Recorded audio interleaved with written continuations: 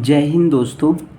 जो हमने SSC previous year के पेपर सोल्व करने वाली सीरीज स्टार्ट की है, उसमें आज हमारा जो ये पेपर है ये स्टेनोग्राफर का 2017 वाला पेपर है, 14 सितंबर 2017 का। इससे पहले जो पेपर सोल्व किया था वो 12 सितंबर 2017 वाला था। पूरा पेपर उसको भी सोल्व कर लिया हमने। इसका भी जीएस वाला पार्ट सोल्व करेंगे दोस्तों। हमारा सोल्व करने का तरीका इसी तरीके से होगा कि हम टॉपिक को टच करते हुए चले और एक आपका किसी चीज़ का आपका व्यू ओपन करते चलें कि इस टॉपिक में से किस प्रकार से क्वेश्चन पूछा जा सकता है। केवल हमें यहाँ यही दिखाना मात्र नहीं है कि हाँ बस जो क्वेश्चन आए उन्हीं को सोल्व कर देना है, उस तरीके से सोल्व करना है ताकि यहाँ से एग्ज़ाम में क्वेश्चन पूछा जाए। इस टॉपिक को यदि एग्जामिनर गलती से भी उधर क्वेश्चन रख देगा तो आप ज़रूर कर दोगे बस, ठीक है।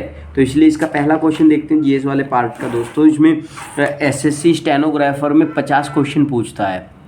एग्जामिनर एसएससी स्टेनोग्राफर में 50 क्वेश्चन पूछता है जीएस से। तो देखेंगे पहला क्वेश्चन क्या है। पहला क्वेश्चन है आपका कि प्रथम पंचवर्षीय योजना का मुख्य उद्देश्य। दोस्तों प्रथम पंचवर्षीय जो योजना है उसका मुख्य उद्देश्य क्या था, मेन उद्देश्य क्या था। जब हमारा जो योजना आयोग ने पंचवर्षीय योजनाएं स्टार्ट की थी, उस टाइम हमारा जो एग्रीकल्चर डेवलपमेंट की बात की जाती है उसको वो ध्यान में रखा गया था और उन्हीं को ध्यान में रखते हुए पंचवर्षीय योजनाओं को स्टार्ट किया था। तो प्रथम पंचवर्षीय योजना का जो उद्देश्य था वो एग्रीकल्चर डेवलपमेंट था। अच्छा, नेक्स्ट क्वेश्चन देखते हैं। डेट्रायट निम्नलिखित में से किस उद्योग के लिए प्रसिद्ध है। डेट्रायट निम्नलिखित में से किस उद्योग के पर, जो ऑटोमोबाइल उद्योग है, जैसे आपका ये कार वगैरह है, ये मोटरसाइकिल है, यानी ऑटोमोबाइल से रिलेटेड जो उद्योग है उनके लिए डेट्रायट बहुत ज़्यादा प्रसिद्ध है। अगला क्वेश्चन देखते हैं। अगला क्वेश्चन आपका क्या कहता है कि क्वेश्चन नंबर 53, भुगतान के प्रतिकूल संतुलन की समस्या कब उत्पन्न होती है। भुगतान के प्रतिकूल संतुलन की समस्या कब उत्पन्न होती है। जब आयात ज़्यादा हो, निर्यात कम हो। देखो, जब आयात, दोस्तों जिस टाइम हम आयात बाहर से चीज़ें ज़्यादा मंगा रहे हों और बाहर एक्सपोर्ट कम कर रहे हो, भेज कम रहे हो, तो उस टाइम हमारे यहाँ जो आपका भुगतान संतुलन है वो प्रतिकूल की जो समस्या वो आ जाती है उस टाइम, ठीक है। तो नेक्स्ट क्वेश्चन देखने का प्रयास करते हैं। ये क्वेश्चन क्या कहता है कि निम्नलिखित में से कौन भारत में राजकोषीय नीति बनाता है। राजकोषीय बनाने की जो नीति, जो राजकोषीय नीति है उसको बनाने की जिम्मेदारी किसकी है, वो वित्त मंत्रालय की जिम्मेदारी है। वित्त मंत्रालय ही राजकोषीय नीति को बनाता है कि किस प्रकार से हमारी राजकोषीय नीति होनी चाहिए, ठीक है। अगला क्वेश्चन देखते हैं दोस्तों। अगला क्वेश्चन 56 वाला क्वेश्चन क्या कहता है। 55 क्वेश्चन कहता है आपको कि भारत में पहली निर्वाचित लोकसभा कब अस्तित्व में आई। जो अप्रैल 1952 में जो जनप्रिय सदन था उसी का नाम लोकसभा कर दिया गया था और पहली लोकसभा, निर्वाचित लोकसभा जो चुनकर आए थे वो अप्रैल 1922 में आई थी, ठीक है। अच्छा, अगला क्वेश्चन। लोकतंत्र में राजनीतिक दबाव समूह का क्या कार्य होता है। जो लोकतंत्र के अंदर जो राजनीतिक दबाव समूह होते हैं उनका मतलब होता है लोगों की खातिर सरकार पर दबाव डालना, यानी सरकार के ऊपर प्रेशर डालना कि लोगों की इन समस्याओं का निवारण किया जा सके आसानी से और काफ़ी अच्छे प्रकार से। अगला क्वेश्चन। निम्नलिखित में से किसे भारत के संविधान पर सबसे प्रभावशाली माना जाता है। भारत के संविधान पर सबसे ज़्यादा प्रभाव किसका देखने को मिलता है, ये देख लेते हैं। जो आपका भारत सरकार अधिनियम 1935 है। भारत सरकार अधिनियम 1935 को आप देख सकते हैं कि ज़्यादातर हिस्सा यहाँ भारतीय संविधान का यहाँ से लिया गया है, ज़्यादातर रूल रेगुलेशन यहाँ से लिए गए हैं। तो सबसे ज़्यादा इफेक्ट किसका है, भारत सरकार अधिनियम 1935 का इफेक्ट हमारे संविधान के ऊपर है। अगला क्वेश्चन देखते हैं, क्वेश्चन नंबर 56 देखते हैं। जो क्वेश्चन नंबर 56 है दोस्तों, ये राष्ट्रपति अपने त्याग पत्र को किससे संबोधित करते हैं, यानी अपना त्याग पत्र किसको देते हैं। राष्ट्रपति जी अपना त्याग पत्र उपराष्ट्रपति को देते हैं। लेकिन राष्ट्रपति को यदि शपथ दिलाने की बात होती है तो राष्ट्रपति को शपथ जो CJI है, CJI। जो हमारे प्रेजेंट टाइम के राष्ट्रपति जी हैं, जो अभी प्रथम आदिवासी महिला राष्ट्रपति हैं, द्रौपदी मुर्मू को शपथ दिलाई थी NV रमन्ना सर थे उस टाइम CJI। लेकिन अब प्रेजेंट टाइम में जो सुप्रीम कोर्ट के चीफ मोस्ट जज हैं वो है चंद्रचूड़, DY चंद्रचूड़। तो अभी हमारी जो प्रेजेंट टाइम की राष्ट्रपति है द्रौपदी जी मुर्मू को शपथ दिलाई किसने? NV रमन्ना सर ने। और यदि इस्तीफा देना होता है तो इस्तीफा ये किसको देते हैं? उपराष्ट्रपति को। एक क्वेश्चन है आपका, केंद्रीय मंत्रिपरिषद की अवधि, जो केंद्रीय मंत्रिपरिषद है, मंत्रिपरिषद की अवधि और सदस्यता का निर्धारण कौन करता है?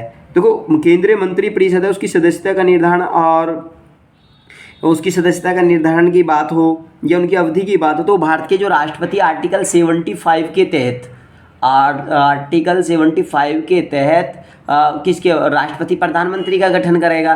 और जब राष्ट्रपति प्रधानमंत्री जी का गठन करेगा तो उस गठन के बाद में फिर प्रधानमंत्री की सलाह पर राष्ट्रपति किनको चुनेगा, किनको निर्वाचित करेगा? जो कैबिनेट मंत्री हैं, अच्छा, उनको निर्वाचित करेगा और वे उसके पश्चात पर्यंत पद धारण करते हैं। आपने सुना होगा कि राष्ट्रपति की अनुकंपा से ही वे अपनी पद पर बने रहते हैं। तो इसलिए अवधि और सदस्यता का निर्धारण कौन करता है? भारत के राष्ट्रपति। क्वेश्चन नंबर नेक्स्ट है, ये क्या कहता है? किस संवैधानिक संशोधन द्वारा संपत्ति के अधिकार को मौलिक अधिकार के रूप में समाप्त किया गया?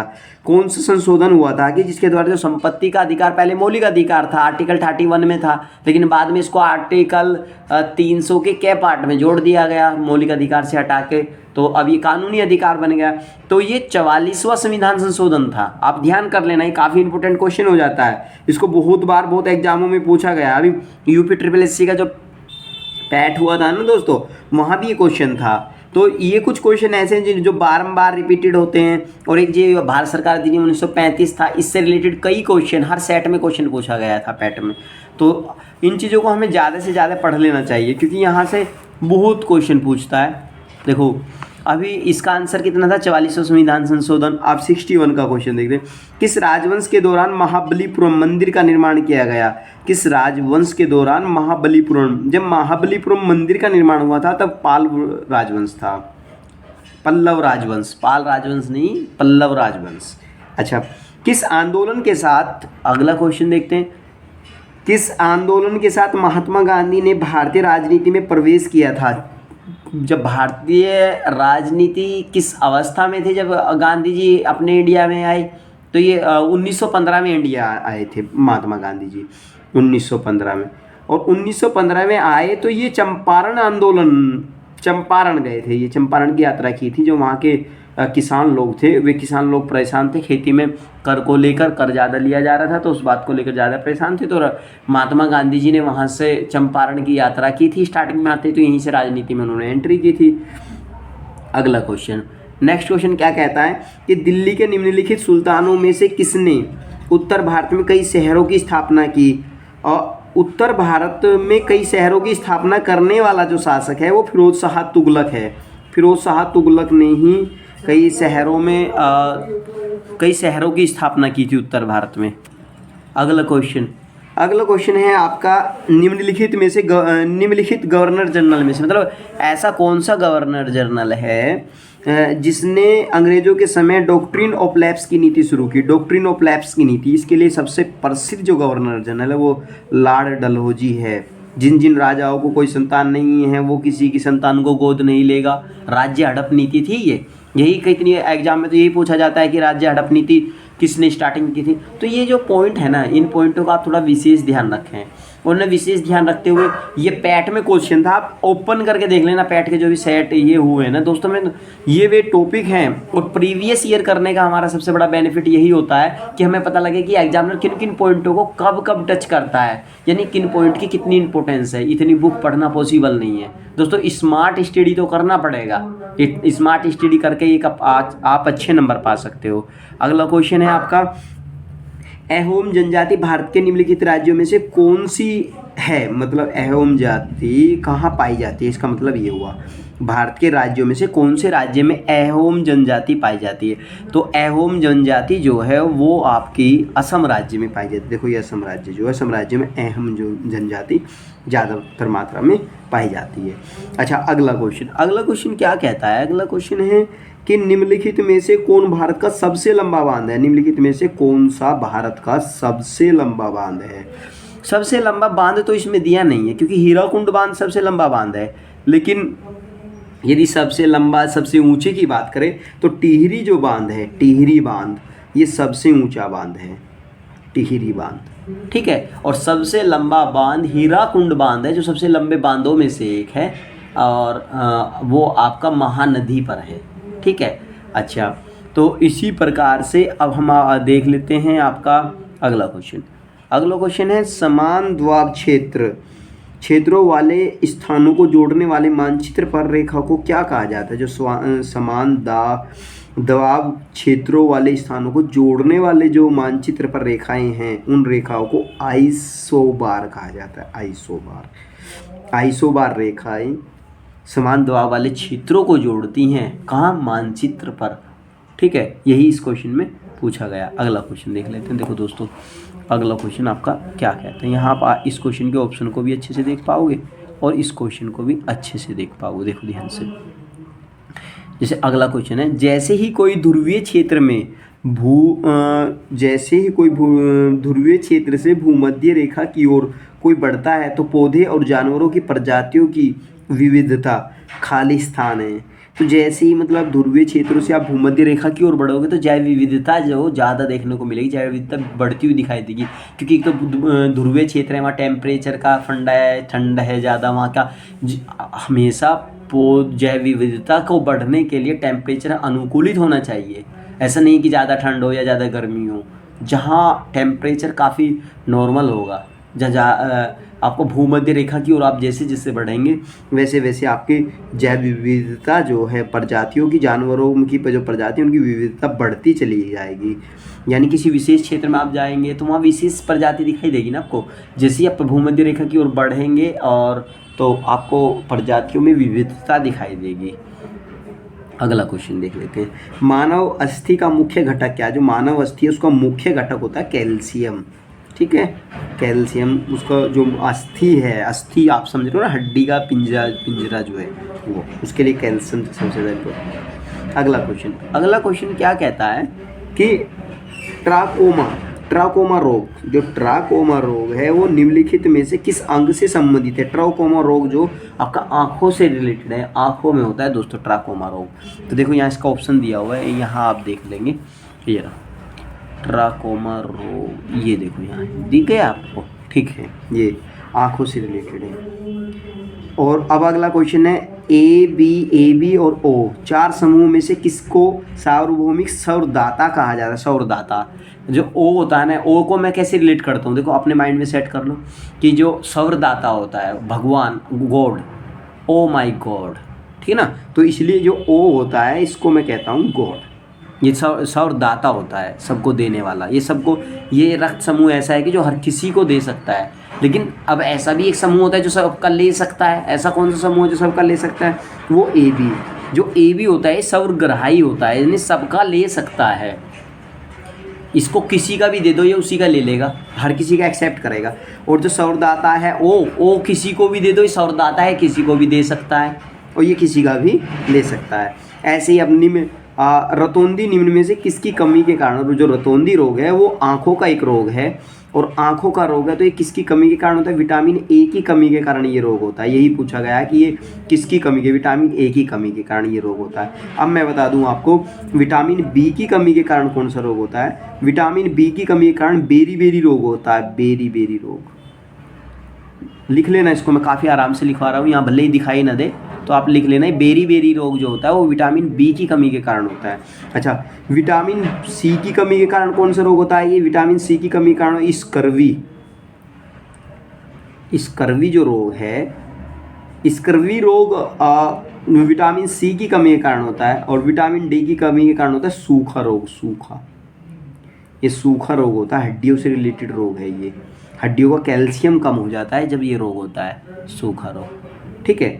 अच्छा, बीजों को सबसे अच्छी स्थिति में संरक्षित किया जा सकता है कि बीज सबसे अच्छी स्थिति कौन सी है जो बीजों को हम संरक्षित कर सकते हैं? सबसे अच्छी स्थिति होती है दोस्तों, बीज को नमी में ना आए, नमी ना पहुँचे, और वहाँ का यानी जो वातावरण है शुष्क हो और ज़्यादा गर्मी ना हो।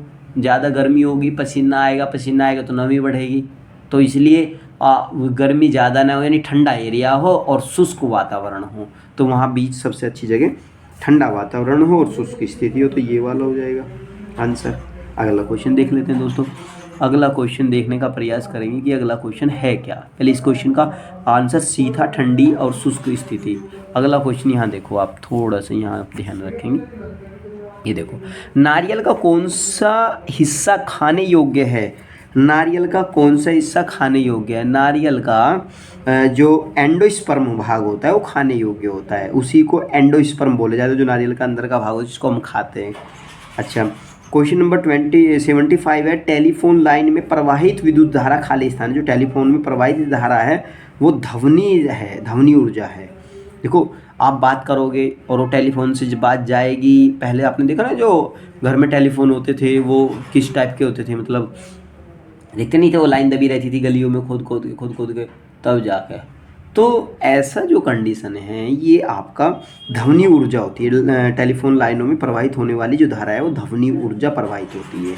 अच्छा, बाकी दोस्तों इसके अगले ये जो क्वेश्चन बच गए हैं इसको हम अगले पार्ट में करेंगे, ताकि वीडियो ज़्यादा बड़ी ना हो। इस वजह से मुझे थोड़ा सा उसका भी ध्यान रखना पड़ता है कि वीडियो बड़ी ना हो।